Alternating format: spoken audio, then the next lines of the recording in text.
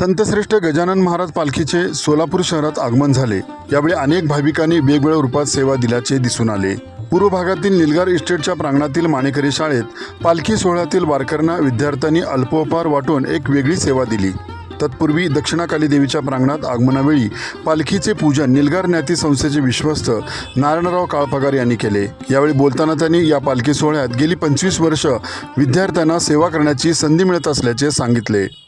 मी निलगार ज्ञाती संस्थेचा विश्वस्त नारायण अंबाजी काळपगार आज रोजी शेगावची पालखी आमच्या कालिका मंदिर आणि शाळेच्या प्रांगणात आलेली आहे।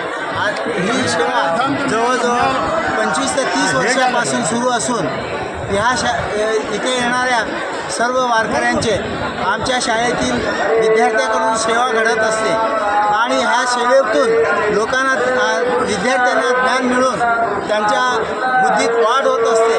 ह्या प्रकारे ह्या शाळेत आमच्याकडून भक्ती आणि शक्ती ह्या दोन्हीसुद्धा राबवलं जात आहे आणि याचा लाभ सर्व भक्तगणांना सुद्धा होत आहे। यावेळी शाळेच्या प्रांगणात वारकऱ्यांनी अल्पोपहाराचा आनंद घेतला।